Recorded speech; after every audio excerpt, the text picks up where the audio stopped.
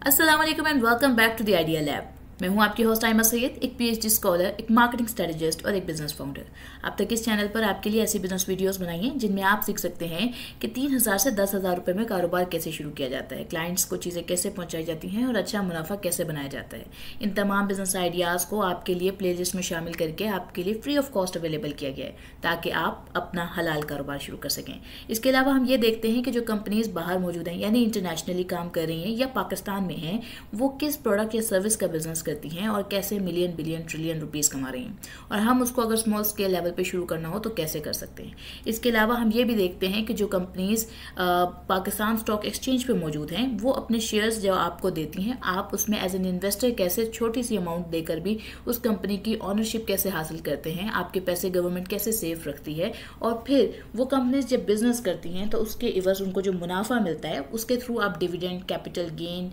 और मुख्तलिफ bonus shares, right shares, किस तरीके से आपको वो कंपनीज पैसा कमाने में मदद करती हैं। हमने आपके लिए इंट्रोडक्शन स्टॉक्स के ऊपर मुकम्मल वीडियोस बनाई बहुत सारी, जिनमें आपको ये पता चला कि स्टॉक्स क्या होते हैं, अकाउंट कैसे खोले जाते हैं और बहुत सारी चीज़ें। हमने फंडामेंटल एनालिसिस, फाइनेंशियल स्टेटमेंट्स, हलाल शरिया कॉम्प्लाइंट इन्वेस्टमेंट्स क्या होती हैं, KMI 30 क्या होता है, पाकिस्तान स्टॉक एक्सचेंज खुद आपको उस डॉक्यूमेंटेशन के हवाले से क्या क्या गाइड करता है, और इसके अलावा डिविडेंड बेस्ड स्टॉक कौन से होते हैं और टॉप 20 डिविडेंड स्टॉक्स कौन से हैं जो शरिया कॉम्प्लाइंट भी हों। तो इस तरह की बहुत सारा कंटेंट आपके लिए इस चैनल पर हमने फ्री ऑफ कॉस्ट अवेलेबल किया है। तो चैनल को लाइक करें, शेयर करें, सब्सक्राइब करें ताकि हम आपके साथ ग्रो कर सकें। और यहाँ आज हम जिस बारे में बात करने वाले हैं वो है इंडिकेटर्स जो स्टॉक मार्केट को, और यानी आप कह सकते हैं पाकिस्तान स्टॉक एक्सचेंज में मौजूदा जो कंपनीज होती हैं उनके बिजनेस को इम्पैक्ट करती है, जिसकी वजह से उनके स्टॉक्स की जो प्राइसेस हैं वो अप या डाउन होती हैं। और ये इंडिकेटर्स अगर आप समझ लेते हैं तो इसका आपको फ़ायदा क्या होगा। तो जब भी आप ये जो स्टॉक्स होते हैं बेसिकली ये रेंडमली अप डाउन नहीं हो रहे होते हैं, इसके पीछे पूरा एक बिजनेस होता है, इसके पीछे इकोनॉमिकल इंडिकेटर्स होते हैं, पॉलिटिकल न्यूज़ होती है या कंपनी की न्यूज़ हो सकती है जिसकी वजह से ये जो स्टॉक्स की प्राइसेस होती हैं ये चेंज हो रही होती हैं। और इस स्टॉक प्राइस पे ये इसके अलावा सेकेंडरी ट्रेडिंग जो हो रही होती है वो भी एक बड़ा इम्पैक्ट होता है, लेकिन उसके साथ साथ ये चीज़ें भी बहुत वैल्यूएट करती हैं। देखें, जो भी सेकेंडरी ट्रेडर वहाँ आ रहा है प्राइस लेकर ख़रीदने के लिए या बेचने के लिए, वो ऑब्वियसली उन न्यूज़ को फॉलो करते हुए ही आ रहे हैं। तो अल्टीमेटली ये मेजर रीजंस होती हैं किसी भी स्टॉक के प्राइस के अप जाने की या डाउन जाने की, और इसकी वजह से जो बिजनेस है उस पर इम्पैक्ट क्या पड़ रहा होता है। मार्केट का ट्रेंड जो है वो ख़राब हो सकता है, स्टॉक कंपनी जो है वो अचानक से बगैर किसी वजह के भी डाउन जा सकती है, लेकिन जिन कंपनी के फंडामेंटल एनालिसिस स्ट्रॉन्ग होते हैं और आपको उस पर यकीन होता है, आपको अपनी स्टडी पे यकीन होता है और आपने अच्छा काम करके उसको यकीनी तौर पर मुकम्मल स्टडी किया हुआ होता है, तो फिर उन बिजनेसेस में आपको टेंशन लेने की ज़रूरत नहीं होती है और अल्टीमेटली मार्केट फिर रिकवर कर लेती है। अच्छा, ये सारे जो इंडिकेटर्स हैं इनको समझने के बाद आप क्या कर पाएंगे, आपकी ये हेल्प कैसे करेंगे इंडिकेटर्स। तो इसके थ्रू आपको ये पता चल सकेगा कि मार्केट का ट्रेंड जो है वो कैसे मूव कर रहा है, यानी आप मार्केट के ट्रेंड को प्रिडिक्ट कर सकेंगे और पैनिक सेलिंग से बच सकेंगे, और आपका डिसीजन जो होगा वो अल्टीमेटली स्मार्टर होगा कि कब हमने मार्केट में एंटर होना है, यानी कब हमने स्टॉक्स परचेज करने हैं और किस न्यूज़ की वजह से जो स्टॉक हैं वो बहुत डाउन हो सकते हैं, तो हमें उससे पहले एग्जिट लेना है या हमें उस पॉइंट पर मज़ीद स्टॉक्स बाय करने हैं। तो इसमें आपकी ये तमाम इंडिकेटर्स जो हैं काफ़ी हेल्पफुल साबित होते हैं। तो सबसे पहले आ जाते हैं इकोनॉमिक इंडिकेटर्स, जिन्हें हम मैक्रो लेवल भी कंसीडर कर सकते हैं। ये इसमें जो कह लें कि सबसे अहम 5 इंडिकेटर्स या 4 इंडिकेटर्स मैं आपके सामने आज रख रही हूँ, जिसमें है GDP ग्रोथ। अगर मुल्क को GDP ग्रो कर रहा है तो कंपनीज की अर्निंग इंप्रूव होती हैं। बेसिकली लोग यही कहते हैं कि जो पाकिस्तान स्टॉक एक्सचेंज है, जो आपकी बिजनेसेस हैं, वो अल्टीमेटली आपकी कंपनी की जो इकोनॉमिकल वैल्यू होती है कंट्री की, वो इकोनॉमिकल वैल्यू आपकी स्टॉक एक्सचेंज जो है वो उसके बराबर चल रही होती है। सो आप ये कह सकते हैं कि आपका जो मुल्क है उसका GDP ग्रो कर रहा है तो आपकी कंपनीज की अर्निंग भी जो है कह लें कि इंक्रीज हो रही है, या आप ये कह सकते हैं कि बिजनेस ग्रो कर रहे हैं, इसी वजह से मुल्क ग्रो कर रहा है। अगर हम बात करें इन्फ्लेशन की, तो ज़्यादा महंगाई खरीदारी की पावर को कम कर देती है, जिसे हम इन्फ्लेशन कहते हैं। कंपनीज का प्रॉफिट पे प्रेशर पड़ जाता है जिसकी वजह से, और यानी कि इन्फ्लेशन बढ़ती है तो हमारे जो प्रॉफिट्स हैं वो कंपनीज के कम हो जाते हैं। तो इन्फ्लेशन जो है उसकी वजह से कंपनी का जो बिजनेस होता है वो डिक्रीज हो सकता है। तो जब भी आपको ये न्यूज़ आती है सामने आपकी कि जो इन्फ्लेशन है वो बढ़ रही है, तो इसका मतलब है कि बिजनेसेस बिजनेसेस किसी न किसी तौर पर डैमेज होंगे। अगर आपको जीडीपी ग्रोथ की न्यूज़ मिलती है कि भाई वो बहुत अच्छी चल रही है इस वक्त, तो इसका मतलब है कि कंपनी की अर्निंग्स बेहतर हो रही हैं। इंटरेस्ट रेट के हवाले से अगर हम बात करें तो उसमें सबसे पहले आ जाती है SBP पॉलिसी। जब रेट्स बढ़ते हैं लोग बॉन्ड्स और डिपॉजिट्स में पैसा देते हैं, स्टॉक्स में कम। सो इंटरेस्ट रेट जो है उसकी वजह से भी जो इन्वेस्टमेंट है स्टॉक की उस पर एक नेगेटिव इम्पैक्ट पड़ता है। इसी तरह जो एक्सचेंज रेट है यानी पाकिस्तान PKR से USD में या किसी और उसमें रुपी गिरता है तो एक्सपोर्टर्स का फ़ायदा होता है बेसिकली, लेकिन इंपोर्टर्स का नुकसान होता है। सो आपके जो एक्सचेंज रेट की न्यूज़ हैं उसकी वजह से भी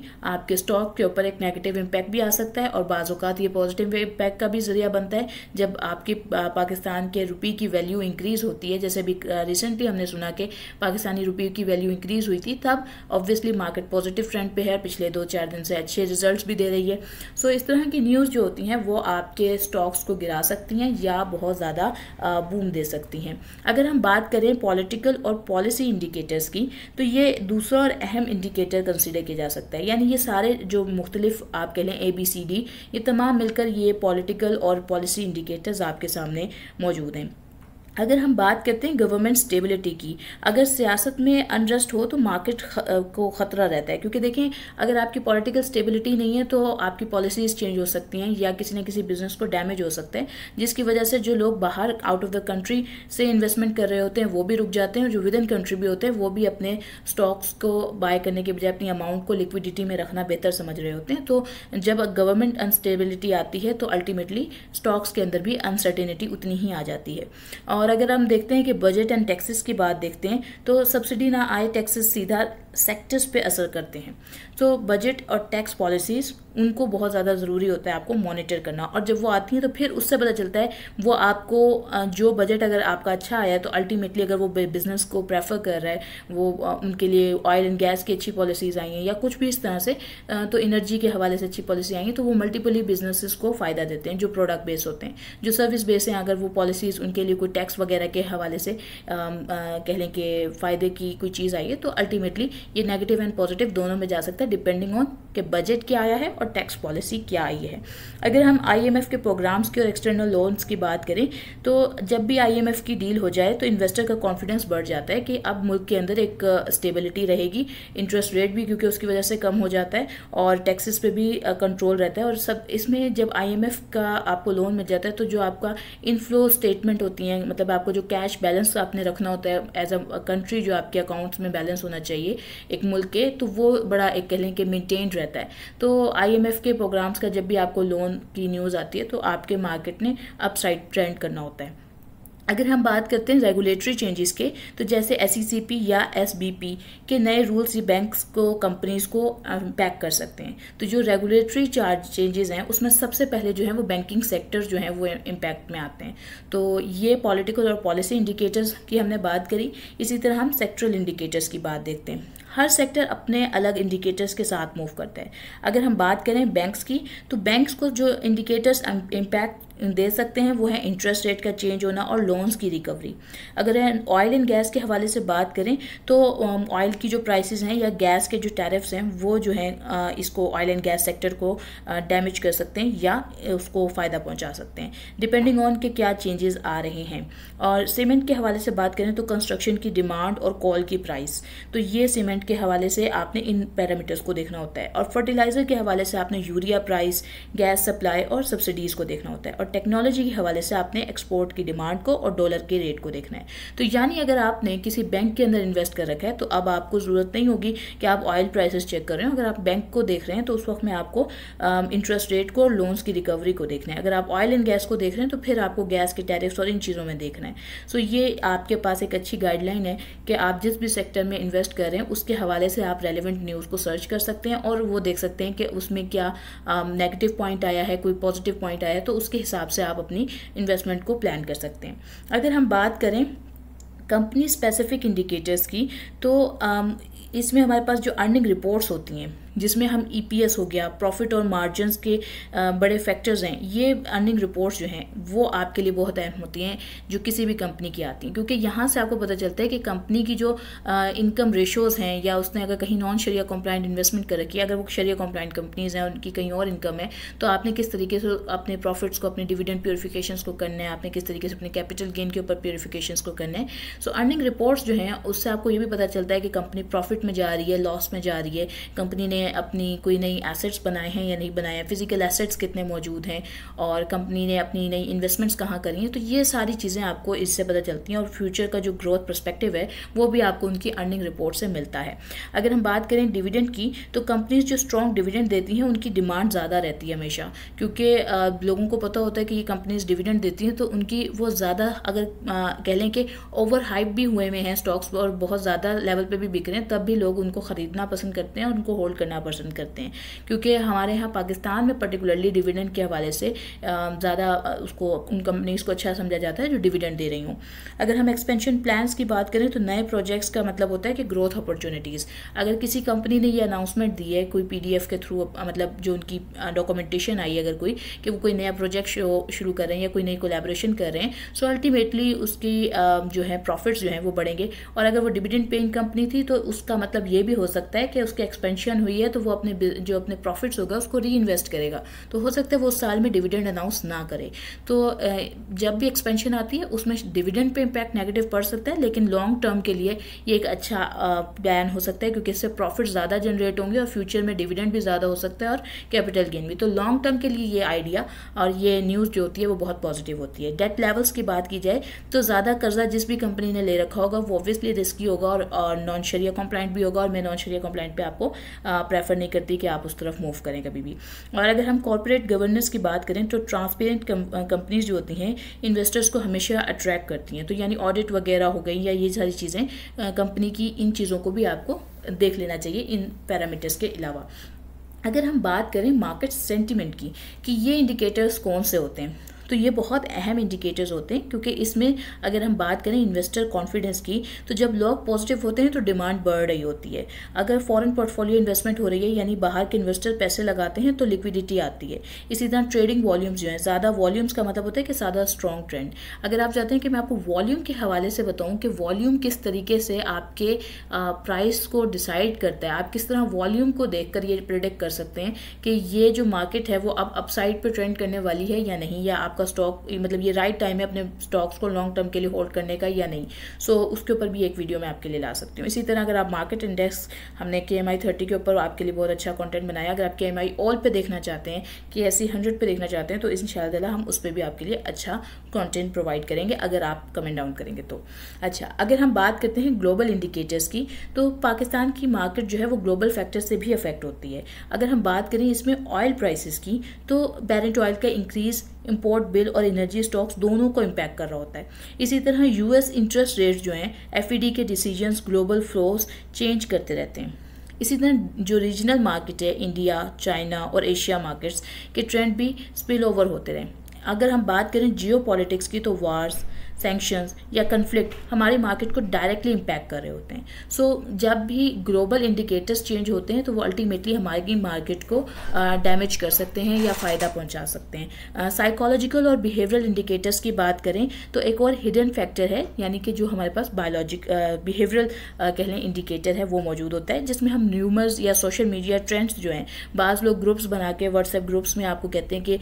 ये कंपनी अपसाइड ट्रेंड करने वाली है, ये TP है, और वो आप स्टॉक खरीद लेते हैं और बाज़-औक़ात आप उसमें फंस जाते हैं बुरी तरह से और आप नहीं निकल पाते हैं। तो कभी भी आपको रूमर्स के ऊपर या सोशल मीडिया ट्रेंड्स के ऊपर मूव करने की ज़रूरत नहीं होती है। आपको अपनी कंपनी की उसके कोर बिजनेस को समझने की ज़रूरत होती है, आपको उसकी फाइनेंशियल स्टेटमेंट को। किसी भी स्टॉक में इन्वेस्ट करने के लिए सबसे अहम है सिर्फ 2 चीज़ें। आप सबसे पहले ये समझें कि वो कंपनी बिजनेस क्या करती है, उसकी पाकिस्तान में क्या नीड है, क्या आप या आपके इर्द गिर्द रहने वाले 10 लोग उस तरह के बिजनेस को अंदर किसी ना किसी तरह से उसकी परचेज कर रहे हैं, और इसके अलावा यहाँ से आपको पहला इंडिकेटर मिल जाएगा। सेकेंडली फिर आप ये देखते हैं कि उस कंपनी के जो कंप्लीट रेशोज़ हैं, यानी कि वो क्या शरिया कंप्लाइंट है, और अगर वो शरिया कंप्लाइंट है फिर तो आपको इंशाअल्लाह कोई टेंशन लेने की ज़रूरत नहीं है, वो फ्यूचर में आपको अच्छी कह लें कि इनकम जनरेट करके देगी।